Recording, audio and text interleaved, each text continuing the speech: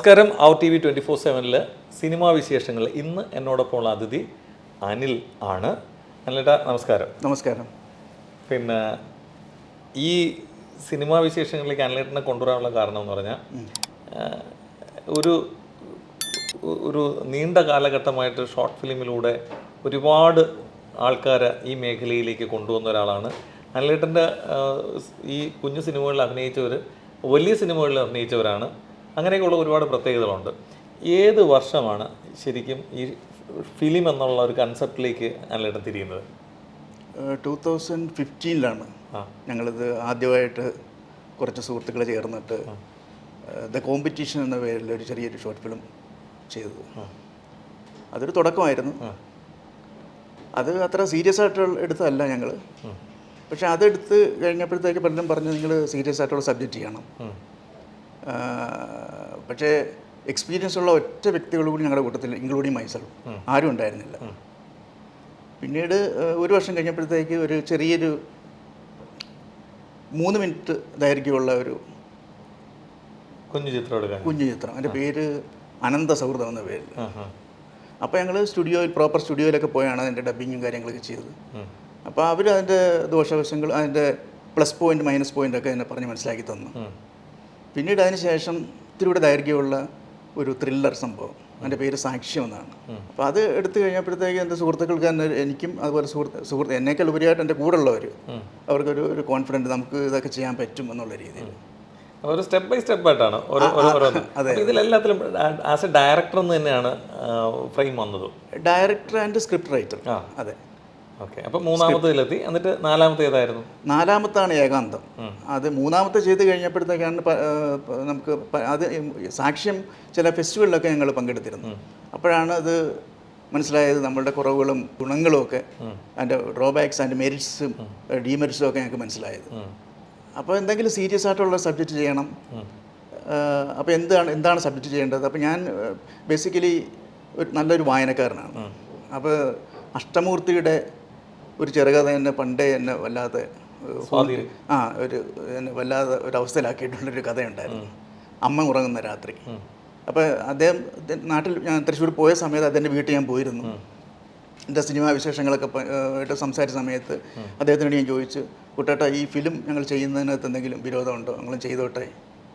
അപ്പോൾ പുള്ളി പറഞ്ഞു, അനില ഇത് 35 വർഷം മുമ്പ് എഴുതിയ കഥയാണ്, അതിപ്പോഴത്തെ കാലത്തിന് യോജിക്കുന്നൊന്നുമല്ല.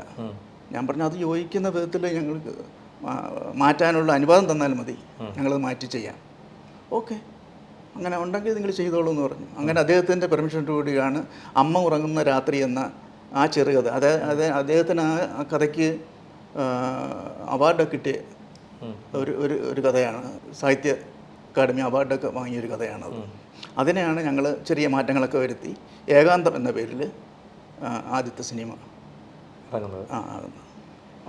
ഏറ്റവും കൂടുതൽ അവാർഡ് 27 അവാർഡാണ് അതിന് കിട്ടിയിരിക്കുന്നത്. 27 അവാർഡ് തന്നെ. ഏറ്റവും കൂടുതൽ അതിന് ശേഷം വേറെ ചില ഫിലിം വഴിയില്, അതായത് 1 ചെയ്തു, 2 ചെയ്തു, 3 ചെയ്തു, നാലാമത്തേതിലെത്തിയപ്പോഴേക്കും നാലാമത്തെ ആ ചിത്രത്തിന് 27 അവാർഡുകൾ എന്ന് പറയുന്നത് ശരിക്കും അനിലേട്ടനെ ഐഡന്റിഫൈ ചെയ്തു. അതെ അതെ, തീർച്ചയായും അല്ലേ. അപ്പൊ അതിൽ വന്ന ആർട്ടിസ്റ്റുകൾ അവർക്കായിരുന്നാലും ഒരു അതെ ഇത് എനിക്ക് മാത്രമുള്ള അവാർഡെല്ലാം എല്ലാ ടോട്ടൽ കിട്ടിയ പല കാറ്റഗറിക്കുള്ള അവാർഡ്. അപ്പം ആ സിനിമയിൽ ആരൊക്കെയായിരുന്നു അതിന്റെ ഭാഗമായത്? അതിൽ എൻ്റെ ക്യാമറാമാൻ ധനീഷ് തെക്കേമാലി ആയിരുന്നു. വളരെ ഡെഡിക്കേറ്റഡ് ആയിട്ടുള്ള ഒരു ഇതാണ്. അദ്ദേഹമായിട്ട് ഞാൻ അതിനുശേഷം മൊത്തം 4 ഫിലിം അദ്ദേഹമായിട്ട് ഞാൻ വർക്ക് ചെയ്തിട്ടുണ്ട്. അതിനുശേഷം പുള്ളി നാട്ടിൽ പോയി. അതിനുശേഷം അതുകൊണ്ടാണ് മറ്റ് DOP സമീപിക്കേണ്ടി വന്നത്. പിന്നെ കൂടാതെ അതിൽ അഭിനയിച്ചിരിക്കുന്നത് സത്യ എസ് നായർ, സത്യ ചേച്ചി, ഇവിടെ അറിയപ്പെടുന്നൊരു സാമൂഹ്യ പ്രവർത്തകയും ഒക്കെയാണ് സത്യ ചേച്ചി. പിന്നെ റിജോ പുള്ളി അന്നേരം ഇവിടെ ഹോസ്പിറ്റലായിരുന്നു, ഇവിടെ ഇത് മെഡിക്കൽ ഫീൽഡിൽ നേഴ്സായിരുന്നു അദ്ദേഹം. ഇപ്പോൾ അത് UK യിലാണ്. ഇവർ രണ്ടുപേരാണ് പ്രധാന കഥാപാത്രങ്ങൾ അതിൽ ആയിട്ടുള്ളൊരു സ്റ്റോറിയാണത്. അതെ അതെ, ഞാനത് കണ്ടിരുന്നു. തീർച്ചയായിട്ടും അത് പിന്നെ അതിൻ്റെ പ്രത്യേകത, അതിനകത്തൊരു നിശബ്ദ അദൃശ്യ കഥാപാത്രമുണ്ട് അതിൽ. സോളിറ്റ്യൂഡ് എന്ന് പറയുന്നൊരു കഥാപാത്രം, അതായത് ഏകാന്തത. ആ കഥാപാത്രത്തിന് ശബ്ദം നൽകിയത് നമ്മുടെ ക്രിസ് വേണുഗോപാലാണ്. നമ്മുടെ ക്രിസ്. അതൊരു വളരെ അഡ്വാൻറ്റേജ് ആയിട്ട് ഞങ്ങൾക്ക് തോന്നി. അദ്ദേഹത്തിൻ്റെ നല്ല സപ്പോർട്ട് ഉണ്ടായിരുന്നു. അദ്ദേഹമാണ് അതിന് ആ കഥാപാത്രത്തിന് സൗണ്ട് നൽകുന്നത്. അദ്ദേഹം വരുന്നില്ല, പക്ഷേ അദ്ദേഹം അദ്ദേഹത്തിന്റെ വോയിസിലൂടെ ക്യാരക്ടർ. പിന്നെ അത് കഴിഞ്ഞിട്ട് ഏതിലേക്കാണ് പിന്നെ ജമ്പ് ചെയ്യുന്നത്? അതിനുശേഷമാണ് ഉപ്പളം ചെയ്തത്. ഉപ്പളത്തിൽ മെയിൻ അതിലും കഥാപാത്രം അതിലും അമ്മ വേഷം കെട്ടിയത് സത്യചേച്ചിയായിരുന്നു. പിന്നീട് അതിൽ മെയിൻ ക്യാരക്ടർ നമ്മുടെ അഷ്റഫ് കിരാലൂർ. അദ്ദേഹം നാടകരംഗത്ത് വളരെ പ്രശസ്തനാണ്. ഒരുപാട് നാടകങ്ങളിലൊക്കെ അഭിനയിക്കുകയും ഒരുപാട് ഷോർട്ട് ഫിലിമുകളിൽ അഭിനയിക്കുകയും ആയിഷ അതിലൊക്കെ അദ്ദേഹം വേഷം കിട്ടി. വേറെ എനിക്ക് ഓർമ്മയില്ല, വേറെയും ചില സിനിമകളിൽ അദ്ദേഹം അഭിനയിച്ചിരുന്നു. 26ഓളം അവാർഡ്. അത് നമ്മുടെ ഇന്ത്യക്ക് പുറത്തുനിന്ന് ഇന്ത്യയിൽ പുറത്ത്, അതേപോലെ ഏകാന്തത്തിനും ഉപ്പളത്തിനും ഇന്ത്യക്ക് അകത്തും പുറത്തുനിന്നും അവാർഡ് ലഭിച്ചിട്ടുണ്ട്. അതെ അതെ. അപ്പോൾ അതൊരു ആസ് എ ഡയറക്ടർ എന്നുള്ള രീതിയിൽ അഭിമാനിക്കാം തീർച്ചയായും. കാരണം നമ്മളൊരു ചിത്രം ചെയ്യുന്ന അത്ര ഈസി ആയിട്ടുള്ള കാര്യമല്ല. അത് ചിത്രം ചെയ്തിട്ടത് ആൾക്കാർ അക്സെപ്റ്റ് ചെയ്യുക മാത്രമല്ല അതിൽ അംഗീകാരങ്ങളൂടെ കിട്ടുക. അത് ശരിക്കും അനലേട്ടൻ ഗ്രേറ്റ്. അതായത് എല്ലാവരെയും ചേർത്ത് നിർത്തി ഏറ്റവും മനോഹരമായ ചിത്രങ്ങൾ ചെയ്യുന്നു. അതിലൂടെ ആൾക്കാരിൽ നിന്ന് ഒരു ഞാൻ ചെയ്തതിനൊരു സിഗ്നേച്ചർ, എൻ്റെ ഒരു സിഗ്നേച്ചർ ഇട്ടാണ് അനലേട്ടൻ അവിടെ പോകുന്നത്. ഇത് കഴിഞ്ഞിട്ട് അഞ്ചാമത്തെ ഏതിലേക്കായിരുന്നു പിന്നെ പോയത്? മുക്താന്ത്. അതായത് അത് ഹിന്ദിയിലാണ് ചെയ്തത്. ഉപ്പളം കഴിഞ്ഞിട്ട് പിന്നെ ഹിന്ദിയിലേക്ക് മാറി. അതെന്ത് വരുന്നു ഹിന്ദിയിലേക്ക് ചേക്കാനുള്ള കാരണം? പ്രത്യേകിച്ച് കാരണം ഒന്നുമില്ല, നമ്മുടെ ചില സൗഹൃദങ്ങളുടെ പുറത്താണ്. അദ്ദേഹം നമ്മുടെ മാനസ് വിലാസ്, അറിയാമോ? മാനസ് വിലാസ് അറിയപ്പെടുന്ന ഒരു മറാഠി ഹിന്ദി ആക്ടറൊക്കെയാണ്. അപ്പം അദ്ദേഹം എൻ്റെ ഫിലിം കണ്ടിട്ട് പറഞ്ഞു നമുക്ക് എന്തുകൊണ്ട് എന്തെങ്കിലും ഒന്ന് ചെയ്തുകൂടാ എന്നൊക്കെ ചോദിച്ചത്. അപ്പോൾ ഞാൻ അത്ര ഇതായിട്ട് ഞാൻ ഹിന്ദി ഒന്നും ചെയ്യാനുള്ള ഇതൊന്നും ഇല്ല, എനിക്ക് അതിൻ്റെ ലാംഗ്വേജ് പ്രശ്നമാണ്. ക്രൂസ് എല്ലാം ഒത്തുവരണം, എന്തെങ്കിലും അവസരം വരികയാണെങ്കിൽ നമുക്ക് ചെയ്യാം എന്നുള്ള രീതിയിൽ. അപ്പം ഞാനൊരു സ്ക്രിപ്റ്റ് എൻ്റെ മനസ്സിലുണ്ട്, ഹിന്ദി ചെയ്യാനല്ല മലയാളത്തിലുള്ളത്. പക്ഷേ അത് ഞാൻ സ്ക്രിപ്റ്റ് ഇങ്ങനെ എഴുതിയത് ഇംഗ്ലീഷിലാണ്, മൊത്തം സ്ക്രിപ്റ്റ് എഴുതിയത്. അപ്പോൾ ഇംഗ്ലീഷ് എഴുതി കഴിഞ്ഞപ്പോൾ എനിക്ക് മാനസ് ഇടയ്ക്കിടയ്ക്ക് വിളിക്കാറുണ്ട്, എന്തെങ്കിലും പറയണേ എന്നുള്ള രീതിയിൽ. അപ്പോഴാണ് എനിക്കൊരു ചിന്ത വന്നത്, ഇതെന്തുകൊണ്ട് അത് വേറെ യൂണിവേഴ്സൽ സബ്ജക്റ്റാണത്. ഹിന്ദിയിലോ ഇംഗ്ലീഷിലോ ഏത് ലാംഗ്വേജിലോ എഴുതാൻ പറ്റുന്നവരാണ്. അപ്പോൾ ഞാനിങ്ങനെ ഒരെണ്ണം എഴുതി വെച്ചിട്ടുണ്ട്, നമുക്ക് ചെയ്യാം. പക്ഷേ അതിൻ്റെ ലാംഗ്വേജ് പ്രശ്നമാണ്, അത് ട്രാൻസ്ലേറ്റ് ചെയ്യേണ്ടതായിട്ട് വരും. അപ്പോൾ പുള്ളി ഒരു ഡോണ്ട് വറി, നമുക്ക് അതിനൊക്കെ ആൾക്കാരൊക്കെ ഉണ്ടെന്ന് പറഞ്ഞു. അങ്ങനെയാണ് ആ സബ്ജക്റ്റുമായിട്ട് മുന്നോട്ട് പോയത്. അദ്ദേഹത്തിൻ്റെ കെയർ ഓഫിലാണ് മെയിൻ അദ്ദേഹമാണ് മെയിൻ ലീഡിങ് റോൾ ആക്ടർ. പിന്നെ കൂടാതെ മഹുവ ചൗഹാൻ, അവർ അറിയപ്പെടുന്ന ഹിന്ദി ഒരു ആക്ട്രസ്സാണ് നാടകത്തിൽ, മനസ്സിലായോ? നമ്മുടെ മാത്രമല്ല പുള്ളി തന്നെയാണ് ഇനിഷ്യേറ്റീവ് എടുത്ത് അവരെയൊക്കെ ഒന്ന് കോർഡിനേറ്റ് ചെയ്ത്. അപ്പോൾ അതുകൊണ്ട് ഹിന്ദിയിൽ അത് ചെയ്യാൻ പറ്റി. അതെ. ഹിന്ദിയിൽ എങ്ങനെയായിരുന്നു? നല്ല എക്സ്പീരിയൻസ് ആയിരുന്നു. കാരണം പുതിയ ആൾക്കാർ, നമ്മുടെ എസ്പെഷ്യലി വന്ന എല്ലാം നല്ല എക്സ്പീരിയൻസ് ഉള്ള, നാടകരംഗത്ത് എക്സ്പീരിയൻസ് ഉള്ള ആൾക്കാരാണ്. മാനസ് സിനിമയിൽ അഭിനയിച്ചിട്ടുണ്ട്, ബാക്കി കിരൺ ഉണ്ട്, പുള്ളി നാടകരംഗത്ത് നിന്നുള്ള ആളാണ്. പുള്ളിയാണ് അതിനകത്ത് അച്ഛനായിട്ട് അഭിനയിച്ചത്. പിന്നെ അതിൽ ഒരു ലേഡീസ് ആക്ട്രസ് നമ്മുടെ ഷീന അജയ്. പക്ഷെ അവർ ഷീനയും പിന്നെ ജൂബി, അസിസ്റ്റൻ്റ് അച്ഛനായിട്ട് അഭിനയിച്ച ജൂബി, ഇവർ രണ്ടേ ഉള്ളൂ മലയാളി, ബാക്കി ആക്ട്രസ് എല്ലാം ഹിന്ദിക്കാരാണ്. അതെ, അതൊരു വേറിട്ടൊരു എക്സ്പീരിയൻസ് ആയിരുന്നു. അതെ അതെ, അതിനും നല്ല അംഗീകാരങ്ങൾ ലോകത്തിൻ്റെ പല ഭാഗത്തും നമുക്ക് കിട്ടിയിട്ടുണ്ട്. ഓക്കെ. അപ്പം ഓരോ ഇത് കഴിയുമ്പോഴും അംഗീകാരങ്ങളുടെ എണ്ണം കൂടി വരാണ്. അതെ അതെ. അപ്പോൾ ആ ഹിന്ദിയിൽ നിന്ന് പിന്നെ ഏതിലോട്ടായിരുന്നു പിന്നെ പോയി? ഹിന്ദി ചെയ്യുന്നതോടൊപ്പം തന്നെ എൻ്റെ മനസ്സിലുള്ള മറ്റൊരു നാട്ടിൽ പോയി ചെയ്യാനുള്ള ഒരു ത്രെഡ് എൻ്റെ മനസ്സിലുണ്ടായിരുന്നു. അത് ത്രെഡെല്ലാം കംപ്ലീറ്റ് കഥ എഴുതി വെച്ചിരിക്കുകയായിരുന്നു സമയത്ത്. നാട്ടിൽ എപ്പോൾ പോയാലും അത് ചെയ്യണം എന്നുള്ള രീതിയിൽ നാട്ടിൽ നമ്മുടെ ക്രൂ മെമ്പേഴ്സിനെയൊക്കെ, നാട്ടിലുള്ള ക്രൂ മെമ്പേഴ്സിനെയൊക്കെ ഇവിടുന്ന് തന്നെ അറേഞ്ച് ചെയ്ത് കോർഡിനേറ്റ് ചെയ്ത് ഒക്കെ വെച്ചിരുന്നു. അതിൻ്റെ പേരാണ് പള്ളിവാൾ. പള്ളിവാൾ. അത് പള്ളിവാളിലാണ് എനിക്ക് ഏറ്റവും കൂടുതൽ അവാർഡ് കിട്ടിയത്. പള്ളിവാൾ എന്തുകൊണ്ടാണ് ആ സബ്ജക്റ്റിൽ പോയത്? അതൊരു റിലവൻറ്റ് സബ്ജക്റ്റ് ആണല്ലോ. കാരണം കുട്ടികളെ ചൈൽഡ് അബ്യൂസും അങ്ങനെയൊക്കെ ഉള്ളത് റിലവൻ്റ് ആണ്. അതുകൊണ്ടാണ് അത് നമ്മൾ ഓരോ ന്യൂസ് വായിക്കുമ്പോഴും നമ്മുടെ മനസ്സിനെ ഒരു വല്ലാത്ത ഒരു അവസ്ഥയെ കൊണ്ട് എത്തിക്കുന്നുണ്ടല്ലോ. അപ്പോൾ അതിൽ നിന്ന് രൂപം കൊണ്ടൊരു കഥയാണ്. അതാണ് ശരിക്കും അനിലേട്ടൻ ചെയ്യുന്ന ഓരോ കഥകളും ഒരു തരത്തിലും വേറൊരു തരത്തിൽ മനുഷ്യബന്ധങ്ങളുമായിട്ട് കണക്റ്റീവായിട്ടുള്ള സ്റ്റോറികളാണ് വരുന്നത്. ഇത് ഈ പറയും പോലെ വാർത്താമാധ്യമങ്ങളിൽ നിന്ന് കിട്ടുന്ന ഇതുകൊണ്ട് അങ്ങനെ സംഭവിക്കുന്നതാണോ, അതോ പാഷനേറ്റായിട്ട് എനിക്ക് ചെയ്യുമ്പോൾ എന്തെങ്കിലും റിലവൻ്റ് ആയിട്ടുള്ള സബ്ജക്റ്റിലോട്ട് പോകണമെന്നുള്ള ആഗ്രഹം കൊണ്ടാണോ? അല്ല, ഞാൻ ചെയ്യുന്നത് ഇപ്പോൾ എൻ്റെ എല്ലാ കഥകളും എൻ്റെ അല്ല. ഏകാന്തം ഞാൻ പറയും കുട്ടേട്ടൻ അഷ്ടമൂർത്തിയുടെ കഥയാണ്. അതുപോലെ ഉപ്പളം എൻ്റെ ഒരു അനന്തരവൻ എന്നോട് പറഞ്ഞൊരു ത്രെഡിൽ നിന്ന് ഞാൻ രൂപം കൊടുത്തതാണ്. പിന്നെ ബാക്കി പള്ളിവാൾ അതുപോലെ മുക്താന്ത അതൊക്കെ എൻ്റെ കഥ തന്നെയാണ്. ഈ പള്ളിവാള് കഴിഞ്ഞിട്ട് പിന്നെ ഏതിലേക്കായിരുന്നു? പള്ളിവാളിൽ ആർക്കായിരുന്നു അതിൻ്റെ ആർട്ടിസ്റ്റായിട്ട് എത്തിയത്? പള്ളിവാളിൽ മെയിൻ വേഷം എടുത്തത് സുന്ദർ നടുവരമ്പ. അതിൽ വില്ലൻ ചെയ്തത് നമ്മുടെ രാജുവിലാൽ എൻ്റെ കൂടെ ഏകാന്തത്തിലും അസോസിയേറ്റ് അല്ല നമ്മുടെ ആർട്ട് ഡയറക്ടറായിട്ട് ഉണ്ടായിരുന്ന ആളാണ്. അതെ. പുള്ളി പല സിനിമയിൽ അഭിനയിക്കുന്ന ആളാണ്. നല്ല ബെസ്റ്റ് വില്ലൻ അവാർഡ് വരെ പുള്ളിക്ക് കിട്ടിയിരുന്നു. അദ്ദേഹത്തിന് നമ്മുടെ സുന്ദർ നടുവരമ്പയ്ക്കും കിട്ടിയിരുന്നു. അദ്ദേഹം ജയറാമിൻ്റെ കൂടെയൊക്കെ അഭിനയിച്ച ആളാണ്. അതിൽ പള്ളിവാളിൽ വെളിച്ചപ്പാടായിട്ട് അഭിനയിച്ച സുന്ദർ നടുവരമ്പ്. മൂത്ത മോളായിട്ട് അഭിനയിച്ചിരിക്കുന്ന അമൃത സുദർശൻ. അമൃത ഞങ്ങളുടെ ഫാമിലി ഫ്രണ്ടാണ്. പിന്നെ ഇളയ മോള് പാർവതി, ഞാൻ പറഞ്ഞല്ലോ, അത് ആ നാട്ടിൽ നിന്ന് സംഘടിപ്പിച്ചു. അപ്പോൾ അതും അത്യാവശ്യം നല്ല റീച്ചായി, ആൾക്കാരുടെ ഇടയിലേക്ക് പോയി, അവാർഡുകൾ കിട്ടി.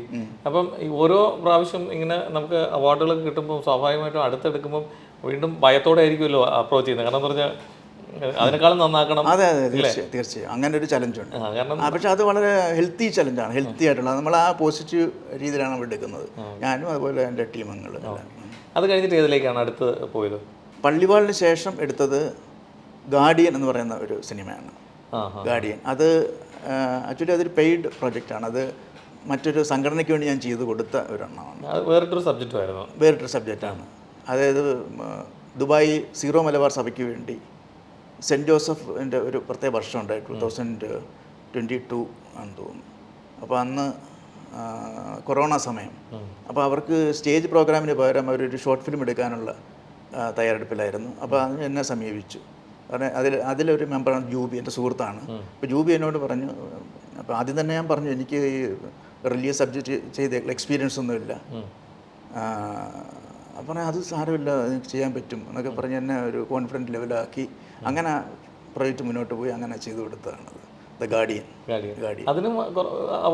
അതിന് അവാർഡ് ഒന്നുമില്ല, ഒരു ജനറൽ സബ്ജക്റ്റ് ആയതുകൊണ്ട്. അതെ, അത് റിലീജിയസ്, അത് അവാർഡ് ഒന്നും പോയിട്ടില്ല. നമുക്ക് ഞാൻ ചെയ്ത് ഞാൻ ചെയ്ത ഒരു പ്രൊജക്റ്റ് ആയതുകൊണ്ട് ഞാൻ പറഞ്ഞതാണ്. അത് കഴിഞ്ഞിട്ട് ഗാർഡിയൻ കഴിഞ്ഞിട്ട് പിന്നെ വേറെ ഏതിലോട്ടാണ്? ഗാർഡിയൻ കഴിഞ്ഞിട്ടാണ് മകൾക്കായി. അത് നാട്ടിൽ പോയി ചെയ്തതാണ്, മകൾക്കായി എന്ന് പറയുന്നത്. ഇതിനൊക്കെ അപ്രോക്സിമേറ്റ് എത്ര എക്സ്പെൻസ് വരുന്നുണ്ട് ഈ നാട്ടിൽ പോയി ചെയ്യുമ്പോഴൊക്കെ? നമുക്ക് ഇവിടുത്തെ ഇവിടത്തേക്കാൾ കുറവാണ് നാട്ടിൽ ചെയ്യാൻ. കുറവാണ് നാട്ടിൽ ചെയ്യാൻ കുറവാണ്. പക്ഷേ ഇവിടെ ഈ ടെക്നിക്കൽ കാര്യങ്ങൾക്കാണ് കൂടുതൽ. ആർട്ടിസ്റ്റുകൾക്ക് ഇവിടെ പൈസ കൊടുക്കേണ്ട ആവശ്യമില്ല. അവിടെ ആർട്ടിസ്റ്റുകൾക്ക് പൈസ കൊടുക്കണം, ടെക്നിക്കലിന് കുറവാണ്. അങ്ങനെയുള്ളൂ. എത്രത്തോളം അത് റീച്ച് ചെയ്യാൻ പറ്റി നമുക്ക്? അതിന് 15 അവാർഡാണ്. അതിനും അവാർഡുണ്ട്? അവാർഡ് മകൾക്കായി. അത് ഏറ്റവും ഏറ്റവും കുറവ് അതാണ് കണ്ടതിൽ. ഏറ്റവും കുറവ് അവാർഡുകൾ കിട്ടിയത് അതിലാണ്. അവാർഡാണ് അത് കൂടുതൽ. അത് ഈ കൊറോണ സമയം ഒക്കെ ആയതുകൊണ്ട് കൂടുതൽ ഇതിൽ ഞങ്ങൾ കൊടുത്തിട്ടില്ല, അപ്ലൈ ചെയ്തിട്ടില്ല. അതൊരു കാരണമാണ്. കാരണം ഓരോ സിനിമ ഇറങ്ങുമ്പോഴും സർട്ടൻ ടൈം ഉണ്ടല്ലോ, ആ ഫ്രെയിമിനുള്ളിൽ നമ്മളത് അപ്ലൈ ചെയ്താലാണ് നമുക്ക് ചെയ്യുന്നത് അല്ലേ? ഓക്കെ. അപ്പം ഇപ്പം അത് കഴിഞ്ഞിട്ട് ഏറ്റവും അവസാനം ചെയ്തതാണ് അവാന്തികയാണ് ഇപ്പോഴും. അതെ, അവാർഡ് ഇപ്പോൾ കഴിഞ്ഞ ദിവസം ഒരു അവാർഡ് കിട്ടി. അതെ. ഈ ഓരോ പ്രാവശ്യവും ഇങ്ങനെ അവാർഡുകൾ കിട്ടുമ്പോൾ സ്വാഭാവികമായിട്ടും ആസ് എ ഡയറക്ടർ എന്നുള്ളതിൽ അല്ലെങ്കിൽ സ്ക്രിപ്റ്റ് റൈറ്റർ എന്നുള്ളതിൽ വളരെ സന്തോഷം തന്നെയാണ്. തീർച്ചയായും. അപ്പോൾ ഈ കുഞ്ഞു ചിത്രങ്ങൾ അല്ലെങ്കിൽ ഷോർട്ട് ഫിലിമുകൾ ചെയ്തുകൊണ്ടിരിക്കുമ്പോഴും മനസ്സിൽ ഒരു ഇതിലോട്ട് വരുമ്പോൾ തന്നെ നമ്മുടെ മനസ്സിൽ ഒരു സിനിമ യഥാർത്ഥ നമുക്കൊരു ബിഗ് സ്ക്രീനിലേക്ക് ചെയ്യണമെന്നുള്ളൊരു ആഗ്രഹം കാണുമല്ലോ, അതിനെക്കുറിച്ച് എന്താണ് പറയുന്നത്? ആഗ്രഹമുണ്ട്. ആഗ്രഹിക്കുന്നതിന് നമുക്ക് തടസ്സങ്ങളൊന്നുമില്ല. സ്വപ്നം കാണുന്നതിന് ലൈസൻസ് വേണ്ട എന്ന് പറയുന്ന പോലെ ആഗ്രഹിക്കും. രണ്ട് ക്യാൻവാസാണല്ലോ, പല ഫാക്ടേഴ്സുണ്ട്. ഷോർട്ട് ഫിലിമിൻ്റെ ക്യാൻവാസ് വളരെ ചെറുതാണ്. അതുപോലെയല്ല മറ്റേത്. എല്ലാത്തിൻ്റെയും ആ ഫോർമാറ്റ് അല്ലെങ്കിൽ അതിൻ്റെ ഒരു ഘടന, സ്ട്രക്ചർ സിമിലറാണെന്ന് പറഞ്ഞാൽ കൂടി പക്ഷേ വളരെ വാസ്റ്റാണ്. അത് കുറേ അധികം ടെക്നിക്കൽ കാര്യങ്ങൾ നമ്മൾ ശ്രദ്ധിക്കണം. Technical marketing. ഇപ്പോൾ ഷോർട്ട് ഫിലിം ആണെങ്കിൽ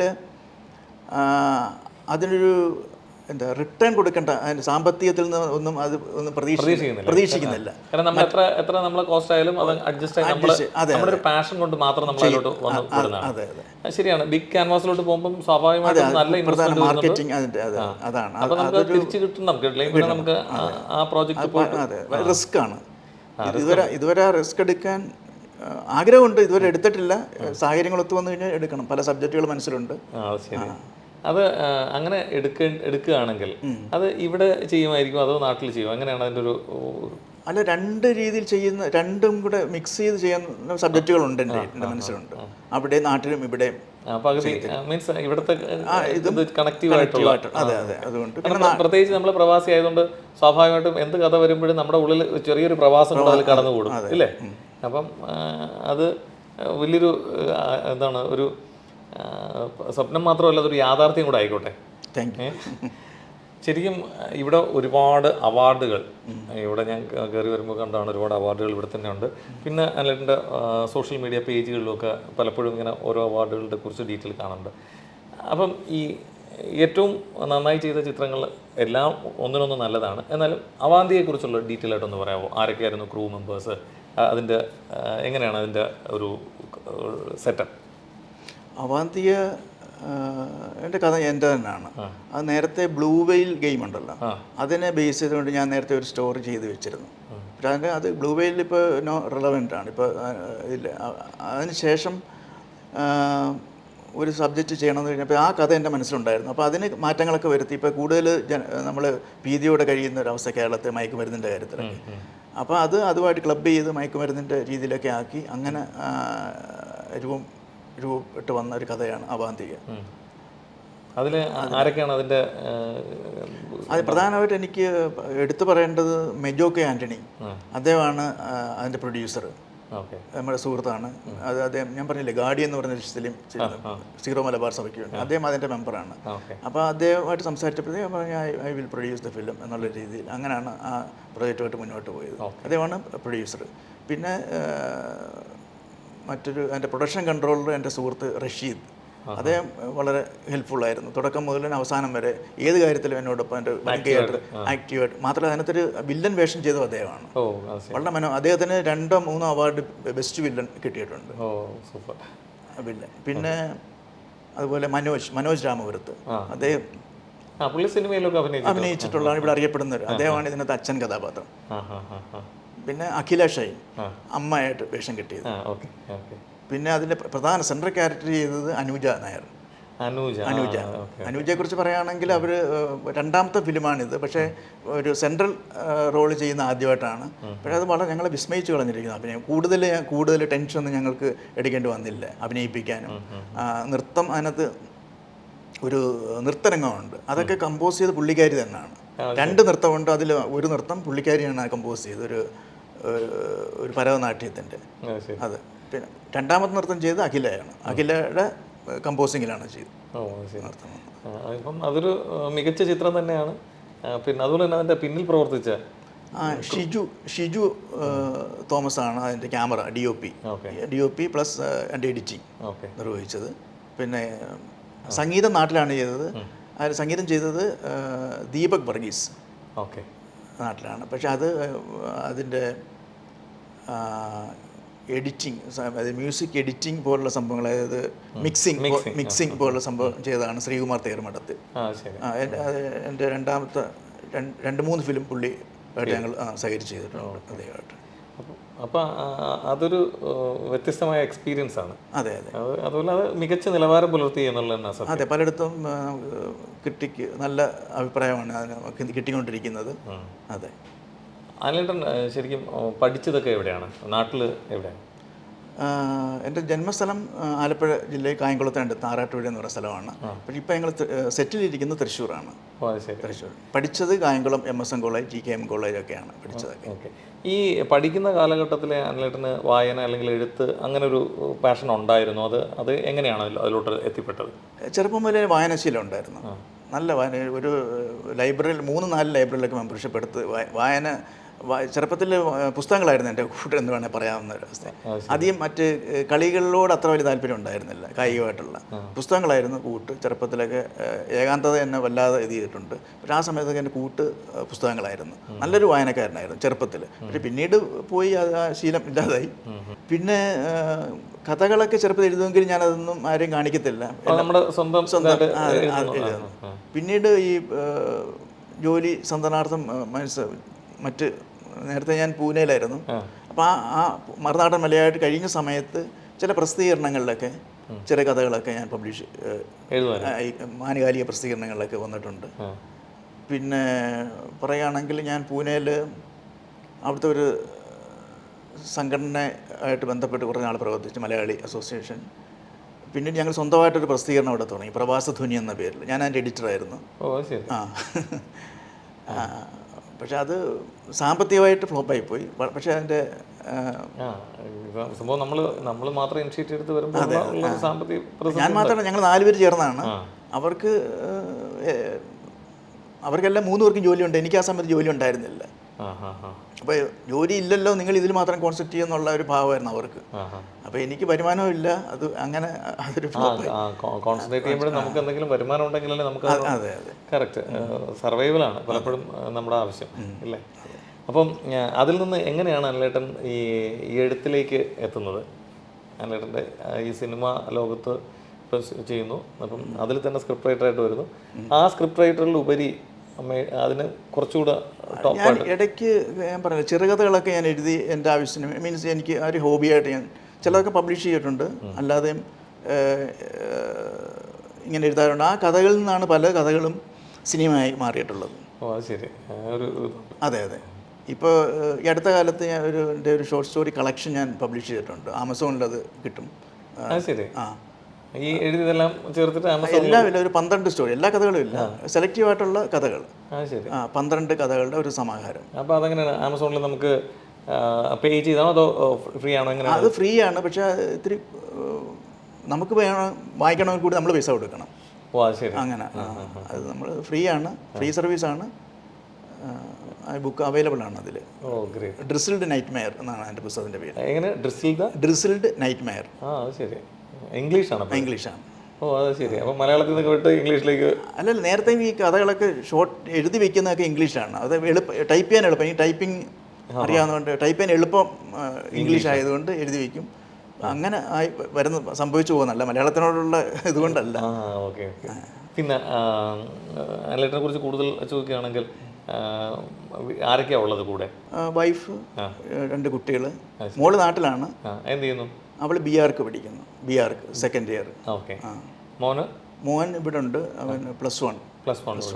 ഇവര് എങ്ങനെയാണ് അനിലേട്ടൻ്റെ ഈ പ്രവർത്തനങ്ങളോട് ഫാമിലി എങ്ങനെയാണ്? ഫാമിലി തുടക്കത്തിൽ ഒട്ടും താല്പര്യം ഉണ്ടായിരുന്നില്ല, ആർക്കും ഒട്ടും താല്പര്യം ഉണ്ടായിരുന്നില്ല, എസ്പെഷ്യലി വൈഫിന്. കാരണം ഇതൊക്കെ വളരെ വേസ്റ്റാണ്, ടൈം വേസ്റ്റാണ്, നിങ്ങളുടെ എനർജി വേസ്റ്റാണ്, വീട്ടിലെ കാര്യങ്ങൾ ശ്രദ്ധിക്കാൻ പറ്റുന്നില്ല. അവരെ കുറ്റപ്പെടുന്നൊരു കാര്യമില്ല, എല്ലാ ഫാമിലിയിലും ഉള്ള ഒരു രീതി തന്നെയാണ് അവരും. പിന്നീട് ഈ കൂടുതൽ അംഗീകാരങ്ങളൊക്കെ കിട്ടുകയും ഇതിനുള്ള അക്സെപ്റ്റൻസ്, മറ്റുള്ളവർ നല്ല വാക്കുകൾ പറയുകയും ചെയ്യുന്നപ്പോൾ അവരുടെ രീതിയിലും മാത്രം എൻ്റെ കഥയുടെ ഘടന മാറുകയും ഒക്കെ അവർ തന്നെ വളരെ പോസിറ്റീവായിട്ട് പെരുമാറാൻ തുടങ്ങി. ഇപ്പോൾ മാത്രം എനിക്ക് വേണ്ടി പലയിടത്തും പോയി പുള്ളിക്കാർ അവാർഡും വാങ്ങിയിട്ടുണ്ട്. അത് ശരി. ഇപ്പം വളരെ ഹാപ്പിയാണ്, പൂർണ്ണ സപ്പോർട്ടാണ്. അതെ, വെരി ഗുഡ്. ഏതായാലും അനിലേട്ടന് ഇത്രയും നേരം അവർ TV 24/7 നമ്മളോടൊപ്പം ചിലവഴിക്കാൻ കഴിഞ്ഞതിൽ ഒരുപാട് സന്തോഷം. കൂടുതൽ നല്ല ചിത്രങ്ങൾ, കുഞ്ഞു ചിത്രങ്ങൾ മാത്രമല്ല വലിയ ചിത്രങ്ങളും ചെയ്യാൻ കഴിയട്ടെ. എല്ലാവിധ ഭാവുകങ്ങളും. Thank you. This program brought to you by NK Group, Lucky Center and Lucky Department Store, Ajuman.